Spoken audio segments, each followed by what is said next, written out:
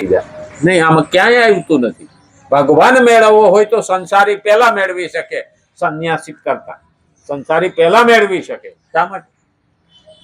એ પણ આપણે ત્યાં ખુલાસો છે. નારદ મુનિએ ભગવાનને કીધું તું જ ને, સંસારી તમને વાલો છે ને હું તમને વાલો નથી. હું આખો દાડો તમારું નામ નારાયણ નારાયણ કરું તોય તમે તો સંસાર મારે પક્ષપાત કરો. ભગવાન કે ના. તો કે નહીં, મને ન્યાય કરો. કે પક્ષપાત તમે કરો છો? ભગવાન કે હારે મારું પેલા કામ તો કર. તો વાત કેટલી ના પાડી કે લે આ તેલનો કટોરો, કે પૃથ્વીને આટો મારી એક ટીપું ઢોળાવવું ન જોઈએ. આખી પૃથ્વીને આટો મારીને આવ્યા, એક ટીપું ઢોળાવા દીધું? તો કે ના ઢોળાવા દઉં. કે લોહી કે આ એવો ને એવો કટોરો ભરેલો છે. કે તે મારું નામ કેટલી વખત લીધું? તો કામ કરું નામ લઉં. અને એટલે જ ભગવાને કીધું તું કે સંસારી છે ને એ કામે કરતો જાય અને નામ પણ લેતો જાય. એટલે મને વધારે પસંદ છે. એટલે સંસારીને ભગવાન મળે છે. જેટલા જેટલા ને મળ્યા ને બધા સંસારી છે. નરસિંહ મહેતા, તુકારામ, એકનાથ, મીરાબાઈ, કોણ બાકી છે? પણ આપણે સંસારી કેવા છે? ઝટ જોઈએ, વાંધો છે. એટલે ભાઈ ઢોકળા કરતા ને પેલા તો 3 દાડા લાગતા હતા. ખાટિયા ઢોકળા ખાવા હોય ને તો 3 દાડા લાગતા હતા. પેલા ભડકું ભેગું કરે ને પછી ભડકું કરે ને પછી ખાટી સાઈઝમાં પલાળે ને પછી આથો આવે ને પછી ઢોકળા થતા. તો આ તો ભગવાન મેળવવાનો છે તો ભાઈ રાહ તો જોવી જ પડે. ઘઉં વાયવા ભેગા લણવા જવાય નહીં. 4 મહિના એમાંય રાહ જોવી પડે. તો ભગવાન માટે તપ કરવું પડે, જ્ઞાન લેવું પડે, સત્કર્મ કરવું પડે, ભક્તિ કરવી પડે. એ વિના ભગવાન મળતા નથી. પણ આપણે બધા તૈયાર લેવા વાળા ઇન્સ્ટન્ટ જોઈએ. 2 મિનિટમાં મેગી, આ 2 મિનિટમાં મેગી. ભગવાન કે એવું તો મારી પાસે નહીં હાલે. અને એટલે કીધું છે બુદ્ધિ, મન, બુદ્ધિ વગેરે બધા પ્રકૃતિના કાર્ય છે અને પોતે તેમનાથી સર્વાતા સંબંધ છે. એમાં અનિવાર્ય સંબંધ નથી. આ રીતે પોતાને પદાર્થ તેમજ ક્રિયાઓથી અલગ અનુભવ કરવા વાળો બંધનમાં નથી પડતો. અલગ અનુભવ કરવા વાળો એ બંધનમાં આવતો નથી. એ તો મને સાધન મળેલું છે, વાપરી લીધું, પૂરું થઈ ગયું. અને એટલે જ કીધું છે બધી અવસ્થાઓમાં નૈવ કિંચિત કરોમેતિ. ગીતાના 5મા અધ્યાયનો 8મો શ્લોક. ભગવાન 5મા અધ્યાયમાં તો ત્યાં સુધી કે હું કઈ કરતો નથી, તારે જ બધું કરવાનું છે. મારી માથે ખોટો આરોપ નામે. આપણે કેવા છે કે મારો છોકરો નપાત થયો પણ ફલાણા છોકરા એ ફરતો હતો ને એટલે. પણ નપાત થયો એ તો હકીકત છે. હું કામ બીજા છોકરાને બદનામ કીધું? આપણે એ મહિલા બીજા ઉપર દોષ નાખવા વાળા. 5મા અધ્યાયના 8મા શ્લોકમાં આ કીધું, હું કંઈ પણ નથી કરતો એવો અનુભવ કરવો ને એને જ પોતાની ક્રિયાઓથી અલગ જાણ. હું કંઈ પણ નથી કરતો. ભગવાને એમ કે હું કંઈ પણ નથી કરતો. કરવાનું કોને છે? તારે.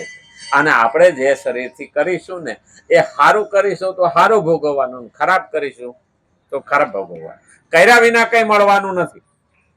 એ પહેલું મહત્વ. માણસ કે ભાગ્યમાં હોય ને, ખરેખર જે આ ભાગની વાહે ભાગવા વાળા છે ને એ નમાલા થઈ જાય. ભાગમાં એ સદ મળશે, ભાગમાં તો મહેનત જ નથી કરતો. અરે પણ તારા ભાગમાં રોટલો હોય પણ જો રોટલાનું બટકું તોડીને મોંમાં નહીં મૂક તો પેટ પણ ભરાવાનું નથી. કર્મ થી ભાગ બને. અને ભાગ ક્યારે સપોર્ટ આપે? જ્યારે તમારો પુરુષાર્થ મહત્વનો હોય ત્યારે. પુરુષાર્થ વિના પ્રારબ્ધ પણ પાંગડું છે.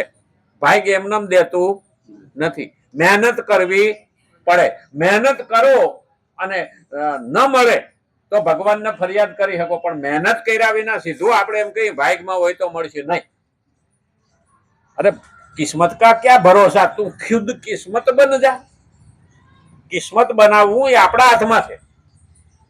કિસ્મત એટલે ભાગ બનાવવું આપણા હાથમાં છે. કારણ કે શંકરાચાર્ય જયારે ભગવાનને પકડ્યા ત્યાં લોકો દુઃખી કેમ થાય છે? આદ્ય શંકરાચાર્ય, અટણના આ ધુતારા નહીં. હા, એ પેલા કહી દો. આ તો કાલ નેમી છે. હા, એ ઢોંગ રેચા છે. પણ આદ્ય શંકરાચાર્ય જયારે હતા એને કીધું ભગવાનને કે લોકો દુઃખી કેમ છે? અને ત્યારે ભગવાને કીધું ભાઈ હું દુઃખી નથી. હું દુઃખી કોઈને કરતો નથી. તો કે એના ભાગ્યથી થાય. તો ભાગ્યને કીધું તું કેમ દુઃખી? કે માણસને વિધાતા લખ્યા લેખ એ પ્રમાણે થાય. તો વિધાતાને પકડ્યા કેમ કે લોકોને દુઃખી કરો, હું તો મહેતાજી છું કે મારે શું કરવા, હું તો મહેતાજી છું. એ જેવા કર્મ કરીને આવે ને એવા મારે લખવા.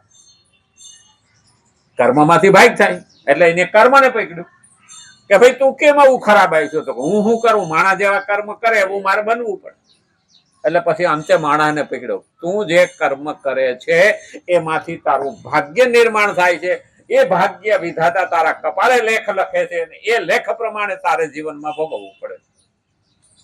તો હવે આમાં વાંક કોનો આવ્યો? અંતે તો આપણો જ આવ્યો.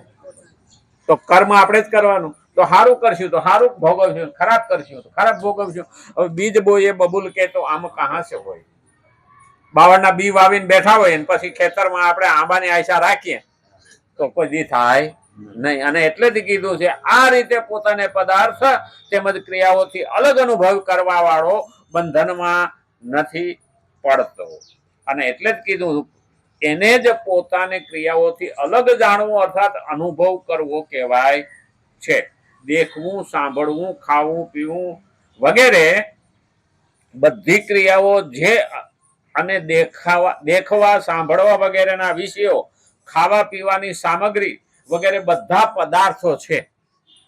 અહીં કીધું દેખવું આંખેથી, સાંભળવું કાનથી, ખાવું મુખથી, પીવું જીભથી રસ વગેરે બધી ક્રિયાઓ છે. અને દેખવા, સાંભળવા વગેરેના વિષયો, બસ એને જે સાંભળવાના દેખવાના વિષયો, કોઈને ફિલ્મનું ગીત ગમે, કોઈને ભજન ગમે, હા કોઈને ગાળો ગમે, બોલવામાં ગાળો ગમે ને સાંભળવામાં ગાળો ગમે. એટલે કીધું ખાવા પીવાની સામગ્રી વગેરે બધા પદાર્થો છે. આ બધા જ પદાર્થો છે. એમાંથી બધી વસ્તુ આવી ગઈ. સાંભળવું પણ પદાર્થમાં આવે છે, કારણ કે કાન ના હોય તો સાંભળી ના શકાય. અરે કે અમારા કાન તો આર્યા, હા એની અંદર હોવું જોઈએ. અને નહીં નો સાંભળે મશીન લાવવા પડે. હવે તો મશીનની સગવડ થઈ. અમારે તે કઈ કાકા નીકળતા ને એટલે બેહે ને હું કઈ સાંભળતો નથી. મેં કીધું મશીન નાખવી લ્યો. કે હું મારા બાપનું નથી માન્યું, તમારી સલાહ માનું છે. તો જવા દે. હવે 70 વર્ષે એમ કે હું મારા બાપની સલાહ ન માન્યો અને તમે કહો છો મશીન નાખવી લે તો હું તમારી સલાહ માનું કરું, કઈ વાંધો નહીં, ન માનો જવા દે, મને કઈ નુકસાની છે નહીં. આ ક્રિયાઓ અને પદાર્થોને આપણે ઇન્દ્રિયો, આંખ, કાન, મુખ વગેરે વડે જાણીએ છીએ. આ બધી ક્રિયાઓ આપણે ઇન્દ્રિયો મારફત જાણીએ છીએ. ખરેખર આ જાણવું ને કાનથી. હા કાન અમારે તાલાળામાં 3 ભાઈઓ, કાનના બહુ રસિયા કહેવાય છે. તાલાળામાં 3 ભાઈઓ, કાનના બહુ રસિયા. હા દેવા લેવામાં કઈ સમજે નહીં, જાતના હતા ખસ્યા.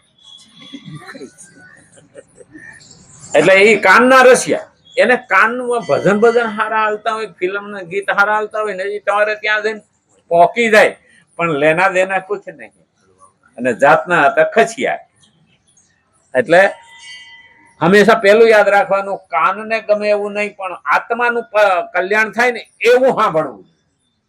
અહીંયા પોઈન્ટ કેવો આવ્યો છે, કાનને ગમે એવું નહીં પણ આત્માનું કલ્યાણ થાય એવું સાંભળવું જોઈએ. ઘણી વખત બહેનો છે ને છોકરાને કડવાળી પાય કાંગસીઓ ઘસી કાંગસો ઘસી બહુ કડવો આવે, હા ઘસી મોઢું પકડીને પાય. છોકરાને ન ગમે, આ કડવું ભાવતું હોય છે, આપણને ભાવે ને ભાવે તો પણ પાય. શું કરવા? બાળકના ભવિષ્ય માટે, બાળકના પેટ માટે, બાળકને રોગ ન થાય એના માટે. તો આપણને પણ ભગવદ્ ગીતા કડવું આપે છે. શા માટે? આપણા જીવનમાં પાપ ન થાય, આપણા જીવનમાં ભક્તિ વધે, આપણા જીવનમાં ભગવાન તરફ ગતિ વધે અને 84 લાખ યોનિમાંથી મુક્તિ મળે. એટલા માટે ભગવાન આપણને કડવા શબ્દો કે પણ આપણા દુશ્મન નથી. કોણ કે સાચું કહેવા વાળા મા બાપ છે, પડોશી નથી. સારું કહેવા વાળા મળશે પણ સાચું કહેવા વાળા મળશે નહીં. અને સાચું કે એ આપણો હોય, સાચું કે એ આપણો હોય, આપણો હોય એ સાચું કે, બાકી તો આપણો નથી. સારું જ કહેવાનું છે કે આપણે કેમ નાખે થવું જોઈએ. ભલે પીતો 2 બાટલી બદલે 4 બાટલી પીએ તો એને ભોગવવાનું, આપણે કેટલા ટકા. અને પાછા કે ખરા, છોકરો 2 બાટલી પીધી એમાં હું કચકચ કરો છો, એટલે માન લેવાનું કે એ સારું બોલે છે પણ સાચું બોલતો નથી. સાચા બોલનારને પ્રેમ કરો, એને આપણાથી ખોવાઈ ન જાય ને એનું ધ્યાન રાખો. સાચું કહેનારો, આજે માણસ મા બાપ સાચું કે ને તો ગમતું નથી, આ જોવાનિયાઓને પણ ગમતું નથી. સાચું કહેવાનું છોડવું નહીં, પણ મીઠી ભાષામાં કહેવાય. આટલો ફરક આપણે લાવવાનો. પણ આટલો ટાઈમ થઈ ગયો ને, આવતીકાલે જો રામચંદ્ર ભગવાન જય, કૃષ્ણ લાલ કી જય, ગજાનંદ ગણપતિ ભગવાન કી જય, નમઃ પાર્વતી પતે હર હર મહાદેવ.